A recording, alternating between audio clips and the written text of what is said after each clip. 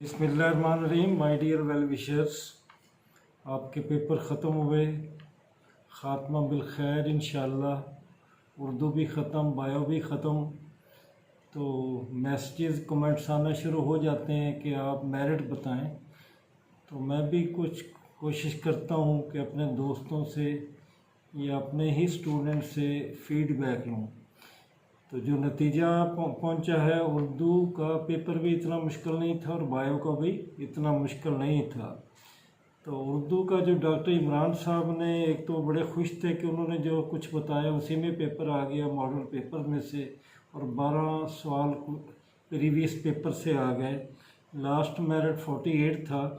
और डॉक्टर इमरान साहब ने ये भी वादा किया कि वो इंटरव्यू के लिए भी आपको इंशाल्लाह हिंट्स देंगे और मैं उन्हें लेके आऊँगा टिप्स के लिए इंशाल्लाह। तो डॉक्टर साहब का बहुत शुक्रिया। अल्लाह ताला इनके ज़ोर कलम में और इनके दिमाग की बुलंद परवाज़ियों में और इजाफ़ा करे। तो उर्दू में जो मेरिट उन्होंने बताया 55 है फ़ीमेल के लिए और मेल के लिए 65 है। तो ये भी फीड जो आया स्टूडेंट की तरफ से वो भी तकरीबन यही है। तो बायो के लिए भी कोई मुश्किल नहीं था इतना पेपर, उसके लिए भी जो फीडबैक आया है 50 फीमेल का है और मेल के लिए 60 है। तो ये है जी मेरिट इंशाल्लाह अराउंड समझे आप। और कल जो मेरिट मैंने एजुकेशन का बताया था उसमें ये शायद नहीं बताया था कि फ़ीमेल का जो है वो 50 है और मेल का 60 है। तो इंशाल्लाह इसी के करीब ही रहेगा, बाकी 2-4 नंबर का फ़र्क पड़ सकता है। अब 2 क्वेश्चन पूछे हैं कि एक तो पूछा है सूफिया महर ने, ये पूछा है कि सीट्स कब आ रही हैं और पेपर किसके ज़रिए होंगे, एनटीएस के ज़रिए या पीपीएससी के ज़रिए। तो ये पीपीएससी के ज़रिए ही होंगे इंशाल्लाह। और एक और वेल विशर ने ये पूछा है कि जो लोकल गवर्नमेंट का वो इशू कहाँ तक है। तो उसमें जो अब नोटिफिकेशन आया है और उसमें जो कुछ प्रॉब्लम्स आ रही हैं वो हमारे ये है कि जो चूँकि 2013 में नून लीग की हुकूमत थी, तो वो चाहते हैं कि जो एस्टेब्लिशमेंट के मामलात हैं, जो जॉब्स के मामलात हैं, जो सीटों के मामलात हैं टीएम के या लोकल गवर्नमेंट के, वो 2013 के तहत ही लिए जाएंगे।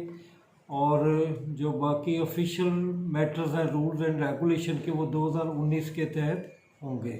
तो ये पेपर अब लगता तो यही है कि दोबारा होंगे, लेकिन जिनके रिज़ल्ट करीब थे, जिनका इंटरव्यू भी हो चुका था, उन्हें अपना प्रेशर भी डालना चाहिए और पीपीएससी को और गवर्नमेंट ऑफ पंजाब को ईमेल वगैरह भेजनी चाहिए कि उनके साथ नाइंसाफ़ी ना हो, उनका जो भी है वो रिज़ल्ट दे दें। अगर सीटों में कोई कमी बेशी है तो दोबारा रिक्वेजिशन भेज कर लिया जाए। तो ये माय डियर वेल विशर, ये आज के कुछ मामलात थे। तो आखिर में यही है कि मेहनत, कमिटमेंट, सबसे पहले कॉन्फिडेंस, कमिटमेंट, डिटर्मिनेशन, ये चीज़ें आपके अंदर होंगे तो इंशाल्लाह आपको कोई नहीं रोक सकता। तो आगे बढ़ने के जज्बे के लिए हमें बहुत कुछ जो है वो खोना पड़ता है, मेहनत करनी पड़ती है।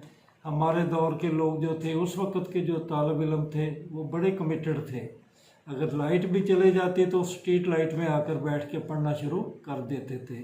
अब कौन बैठे स्ट्रीट लाइट में, वैसे भी बैठना बड़ा आजकल तो हौसले और बड़े जिगर का मामला है।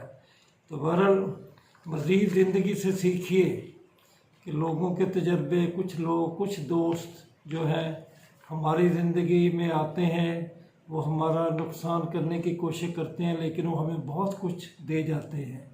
हमें उनके रवैयों से, नेगेटिव एटीट्यूड से सीख कर आगे बढ़ना है, बल्कि गिर नहीं जाना। अगर आप गिर जाएंगे लोगों के रवैये से, माशरे का नेगेटिव एटीट्यूड से, तो फिर आप कभी नहीं उठ सकेंगे। तो शायर ने इस शेर पे ज़रूर गौर कीजिए, ये बहुत काम का शेर है और आपकी ज़िंदगी के लिए, आने वाले वक्तों के लिए बहुत ज़रूरी है।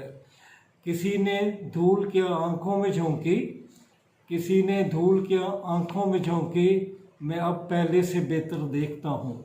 मीन के अब जब एक धचका लगा, किसी ने बेवफाई की, किसी ने नुकसान किया, तो उसने उस तजर्बे से सीखा और अब आइंदा के लिए उसका रवैया बहुत बेहतर हो गया।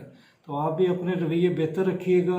अल्लाह ताला आपका हामी व नासर है, हामी नासर हो। इंशाल्लाह फिर मुलाकात होगी। खुदा हाफिज़।